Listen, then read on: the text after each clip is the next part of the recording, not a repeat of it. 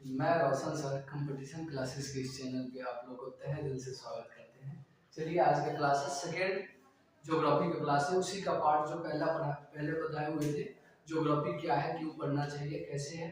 आज बोले थे कि सेकेंड क्लास में आपको बताएंगे कि ज्योग्राफी में 100 नंबर तो नहीं आ सकता है, आ भी सकता है मे बी, अगर आप उस तरह से वर्क करते हैं तो क्यों नहीं आएगा, लेकिन 95 प्लस नंबर कैसे ला सकते हैं, इस पे आज वर्क करते हैं।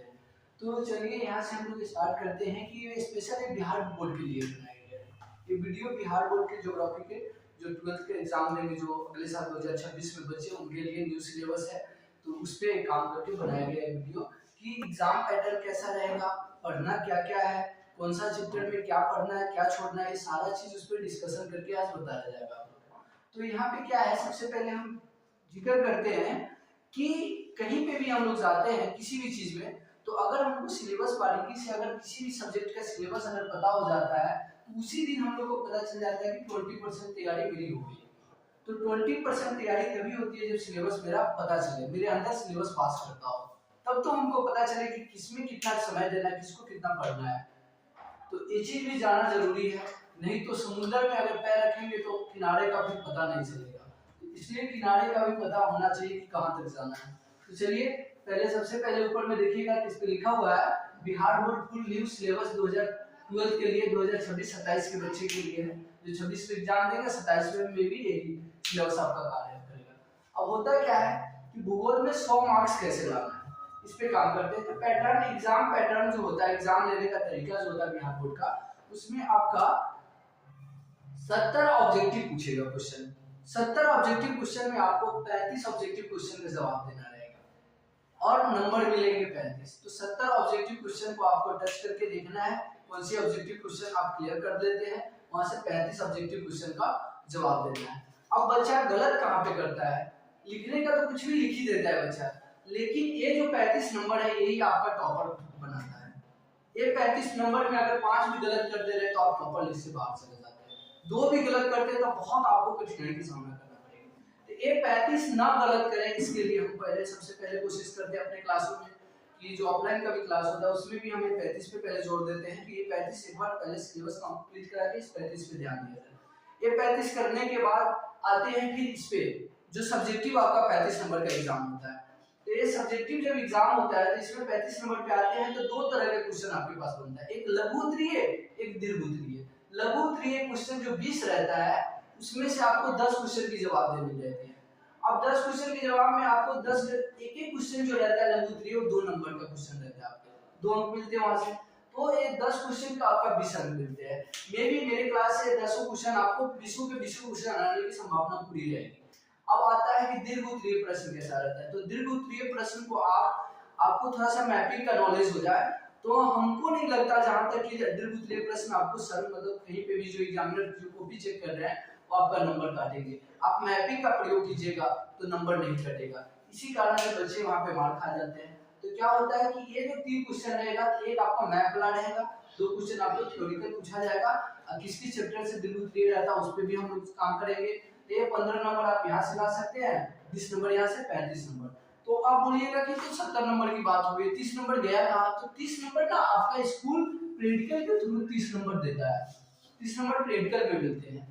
तो जिसका आचरण अच्छा रहता है, स्कूल में एक्टिविटी अच्छा रहता है, स्कूल के टीचर से अच्छा पहचान रहता है और कुछ कुछ और एक्टिविटी होती है जो आपके पास रहती है, तो 30 में 30 नंबर भी मिलता है। अन्यथा आपको 24-25 नंबर दे देता है जब नहीं कुछ कीजिएगा, स्कूल में आपका नहीं उस तरह के करते हैं। तो ऐसे 29 नंबर 28 नंबर हर एक बच्चे को मिलता है स्कूल से।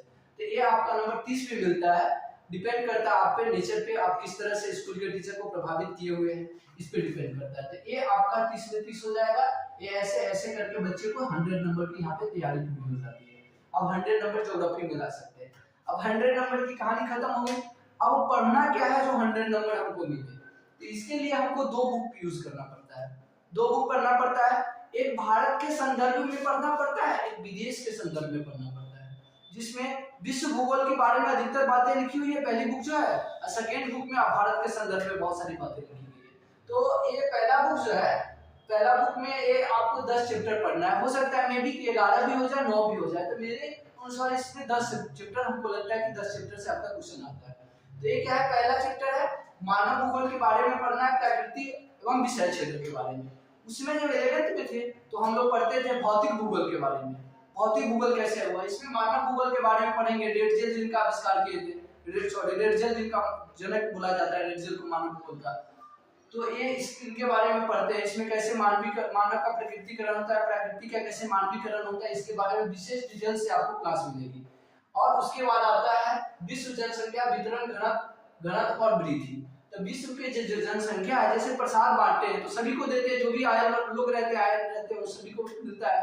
इसी प्रकार जनसंख्या का भी वितरण उसी प्रकार आप मान सकते हैं कि कुछ वहां चले गए, आज गांव से ही देखिएगा, कुछ लोग मुंबई चले जाते हैं, कुछ चले जाते हैं गोवा, कुछ दिल्ली जाते हैं। इस तरह से लोगों का डिस्ट्रीब्यूट मतलब वितरण हो रहा है। तो इसको भी हम लोग बहुत डिटेल में पढ़ेंगे। घनत्व क्या होता है, किस राज्य की घनत्व अधिक है, कहाँ की जनसंख्या वृद्धि दर अधिक है, किस महाद्वीप की जनसंख्या वृद्धि दर अधिक है, किस महाद्वीप की जनसंख्या अधिक है।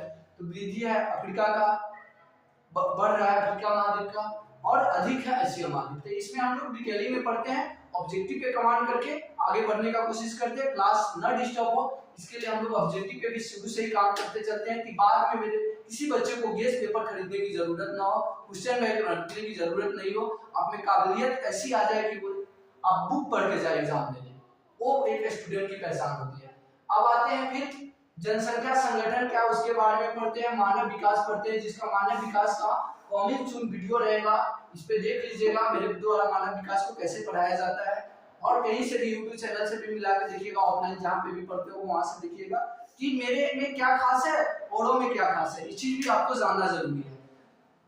अब आते हैं प्राथमिक क्रिया क्या होती है। तो आप लोग 10th के भी इकोनॉमिक्स में प्राथमिक क्रिया पढ़े होंगे, द्वितीय क्रिया भी इसमें पढ़ाया जाता है, तृतीय और चतुर्थ क्रिया भी होता है, पंचम क्रिया भी हम एक्स्ट्रा में पढ़ाएंगे आप लोगों की क्या होता है। जो बच्चे अगर ऑनर्स करना चाहेंगे ज्योग्राफी से, उनको भी इस क्लास से काफी फायदा होगा। उसके बाद अंतरराष्ट्रीय व्यापार क्या होता है, जैसे हम लोग चीन के साथ व्यापार होता है तो घाटा में है, अमेरिका के साथ व्यापार करते हैं तो मुनाफा में है। तो इसके बारे में विशेष जानकारी हम इस क्लास में देंगे। अब आता है मानव बस्ती। मानव के लिए बस्ती किस प्रकार का बनाया गया है। तो नदी किनारे कुछ बस्ती है, कुछ सड़क किनारे है, कोई हाईवे पे है, कुछ एक जगह मैदानी भाग में, कोई पहाड़ी पे, पठारी, इस तरह के भागों में। इसके बारे में हम लोग ज्यादातर जानकारी भी इकट्ठा करते हैं। एक फिर आता है लास्ट चैप्टर जो रहता है पहला बुक का, वो भारत लोग और अर्थव्यवस्था है। भारत के लोग का और अर्थव्यवस्था कैसे, कहाँ से पैसा आता है, इस चीज के बारे में हम लोग इसमें विशेष जानकारी इकट्ठा करते हैं। ये पहली बुक की कहानी है, ये पहली बुक की है, और यहाँ से हो जाती है फिर दूसरी बुक। 2 बुक आपको 12th के एग्जाम के लिए प्रिपेयर करना होगा। और मुश्किल से एक बुक अगर एनसीईआरटी उठाइएगा तो उसमें 5 से 6 पेज रहता है। अब 5-6 पेज में इतनी बातें आपको करके चली जाती है जो आप सोचने पे मजबूर हो जाते हैं। तो इस पे हम एनसीईआरटी का तथ्य पे पढ़ाते हैं और आगे चल के वही आपको कार्य में आएगा, जिससे आप अच्छे क्वालिटी का एक स्टूडेंट बनिएगा ज्योग्राफी का। फिर आता है दूसरे बुक पे, तो जनसंख्या वितरण, घनत्व, वृद्धि और संगठन के बारे में पढ़ते हैं। ये भारत के संदर्भ में पढ़ते हैं।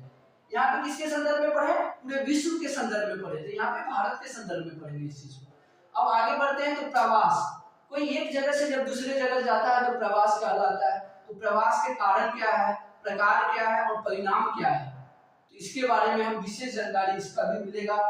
मेरे क्लास के बाद आपको ऑब्जेक्टिव उसी के थॉट मतलब थ्योरी के थॉट पे ही हम देने का कोशिश करेंगे। अब आता है मानव का विकास, ये भी भारत के संदर्भ में इस सब चीजों को हम खास करके पढ़ते हैं। ज्यादातर ये सब पूरी चीज भारत के संदर्भ में पढ़े, यहाँ पे विदेश के संदर्भ में पढ़े, पूरे विश्व के संदर्भ में। यहाँ पे भी मानव बस्ती, यहाँ पे भी मानव बस्ती है, मानव बस्ती विश्व के संदर्भ में पढ़ते हैं, भारत के संदर्भ में पढ़ते हैं। अब यहाँ पे आता है खनिज तथा ऊर्जा संसाधन है। तो खनिज तथा ऊर्जा संसाधन हम लोग 10th क्लास में भी पढ़े, यहाँ पे भी एक विशेष तौर से पढ़ेंगे और उसका फायदा हम यहाँ पे दिखा देंगे, कैसे एक चैप्टर दूसरे चैप्टर से कैसे रिलेट करके कोरिलेट करके बना हुआ है, सारा चीज हम आपको डिफाइन करके उसमें बताएंगे। तो ये भी आपको फिल्म की तरह दिखेगी। ये भी आपको ये जो तीनों चैप्टर इसको भी हम फिल्म की तरह बना के रखे हुए हैं कि बच्चे को थोड़ी भी कठिनाई ना हो इसको समझने में। उसके बाद आता है भारत के संदर्भ में नियोजित और सतत पसनीयता का विकास कैसे हुआ है। तो ये ज्योग्राफी को आप रोबोटिक तरीके से न पढ़ के इसको साफ अपने नेचुरल बिहेव मिलाकर, व्यवहार मिलाकर तब पढ़ाने की कोशिश करेंगे। आप भी उसी प्रकार से इसको पढ़ने का कोशिश कीजिएगा। उसके बाद आता है परिवहन तथा संचार। जैसे भारत का परिवहन संचार कैसे था, स्टार्टिंग में किस तरह से परिवहन संचार था, अब कैसा हो गया, आने वाला समय में कैसा हो जाएगा, स्वर्ण चतुर्भुज कैसा है। तो स्वर्ण चतुर्भुज जो अभी मोदी सरकार द्वारा बनाया जा रहा है वो कैसा है, चतुर्भुज मार्ग कैसा था, स्वर्ण चतुर्भुज मोदी सरकार द्वारा नहीं, मालाबार जो है जो बनाया जा रहा है मोदी सरकार द्वारा बनाया जा रहा है। तो इसको भी हम विशेष करके करंट से भी जोड़ के आपको पढ़ाते हैं। इसलिए पढ़ाते हैं कि आर्ट्स के बच्चे के पास एक ही सपना रह जाता है, वो सरकारी जॉब। अगर वो उस पर कमांड न करेगा अच्छे से तो कहाँ से का रह जाएगा, कहीं का नहीं रह जाएगा। इसलिए हम आपको चैप्टर बाय चैप्टर ये भी बताते हैं बाबू, ये इस पे पूछा हुआ क्वेश्चन है, ये यहाँ से आता है, रैंकिंग वाला चीज यहाँ से आता है, मानव विकास सूचकांक, आइए मानव विकास में पढ़ाते हैं आपको। इस तरह की चीजें दिया गया। यूएनडीपी जिसका पेरिस में मुख्यालय है, इसको मानव विकास में पढ़ाता है। एचडीआई, ये सब चीज मानव विकास में पढ़ाते हैं। तो ये रैंकिंग वाला भी सेक्टर एक क्वेश्चन आता है। रेलवे का प्रिय क्वेश्चन होता है, बिहार पुलिस में भी एक प्रिय क्वेश्चन होता है, ये सब प्रिय क्वेश्चन रहता है। लेकिन बच्चा इस चीज को समझता नहीं। चलो कंपटीशन पढ़ना, ये चीज की दूरी करने के लिए आपको 12th बारीकी से पढ़ना होगा। अब आता है अंतरराष्ट्रीय व्यापार क्या है, तो इसको भी इसमें बताएंगे कि इस भारत के संदर्भ में अंतरराष्ट्रीय व्यापार भारत का कैसे किससे रिलेशन, कैसे व्यवहार करता है, इसके बारे में कैसे व्यापार होता है। दूसरा, भौगोलिक परिक्षेपण में चयनित कुछ मुद्दे एवं समस्याएं क्या आया। जो भारत का क्षेत्र है, कहीं पे ढसा हुआ है, कहीं पे पहाड़ी है, उसमें क्या समस्या आया, क्या चयनित किया गया, इसके बारे में पढ़ेंगे। तो ये आपका ज्योग्राफी का सिलेबस है, जो 12th का सिलेबस है। आशा करते हैं इस सिलेबस को आप लोग बहुत ही अच्छे से पढ़ेंगे। ऐसा होना चाहिए आपको 10 और 10 20 चैप्टर के हर एक क्वेश्चन ऑब्जेक्टिव से लेकर सब्जेक्टिव तक हम याद कराने की कोशिश करेंगे। और वो बच्चा मेहनत जो नहीं करेगा वो कहीं का नहीं रह जाएगा। देखिए, जब किसी दिन आपको समस्या नहीं आए, बहुत ही अच्छा लाइन है, जब किसी दिन आपके सामने कोई समस्या ना आए तो आप सुनिश्चित हो सकते हैं कि आप गलत रास्ते पर चल रहे हैं। तो समस्या का आना भी पार्ट ऑफ लाइफ है। जिसकी जिंदगी में समस्या नहीं, वो किसी काम का नहीं है। सोचिए कि एक छोटा सा कहावत है, इस कहावत को आप सुनिएगा कि आप जीवन में आए हैं, आपका जीवन का उद्देश्य है, तो इस जीवन के उद्देश्य में एक बहुत ही बड़ी लाइन बोली गई है। जो देखिए, आप लोग जो भी हम मेरे से जुड़े होंगे या मम्मी पापा या किसी से भी इस कहानी को पूछिएगा, उस बाकी से आपको बताएंगे। एक बार की बात है, जब माँ जानकी को लंका चली जाती है। लंका जाने के बाद क्या होता है कि उनके खोज में हनुमान जी जाते हैं और समुद्र पार करते हैं। और जो रामचंद्र जी हैं, उनके द्वारा हनुमान जी को एक लॉकेट दिया जाता है, अंगूठी दिया जाता है। और वो अंगूठी के तहत वो क्या करते हैं, माता को दिखा के बोलते, प्रमाणित करते माता के पास कि देखिए माँ, कि हम लाए हैं कि मैं श्री रामचंद्र का दूत हूँ। तो देखिए, आप त्रेता युग में चले जाइए, द्वापर युग में चले जाइए, सभी जगह पे आपको सत्यता का पहचान प्रमाणित करना पड़ा है। वहां पे ही बोलता है, माँ तुम मोहि दीजो के जो चिन्हा, जैसे रघुनायक मोहि दीना। जैसे क्या होता है कि रघुनायक जी उनके चिन्हा देते हैं कि देखो, माँ जानकी अगर नहीं पहचानेगी आपको तो ये दिखा दीजिएगा, तो समझ जाएगी कि ये राम का दूत है। उसी प्रकार क्या होता है, तो बोलती है कि चिन्हा दीजिए जैसे रघुनायक मुझे दिए थे आपको लेकर। अब वो चिन्हा क्यों मांग रहे हैं, इसके मांगने के सबसे बड़ा पीछे एक ही कारण है कि वो अपने मतलब जो गुरु है उनके पास वो गुरु तो मान रहेंगे इस चीज को, लेकिन समाज इस चीज को नहीं मानेगा। जो सोचिए कि एक गुरु जिनके लिए वो 7 समुद्र पार किए हैं, उनको भी प्रमाण देने वो जा रहे हैं। एक भगवान होते हुए अष्ट सिद्धि 9 निधि के दाता है, उनको भी प्रमाण देने की जरूरत पड़ रही है। और जब उस चीज का प्रमाण देने की जरूरत पड़ती है तो एक क्या करते हैं, माँ क्या करती है, वहां से तो तुरंत पवन, मतलब वहां से माँ क्या करती है, माँ अपना क्या करती है, उसी समय चूड़ामणि उतार तब दिया भरत समेत पवन सुत ले। तो चूड़ामणि जो माँ पहनी रहती है उसको उतार कर देती है, और पवन सुत जो हनुमान जी है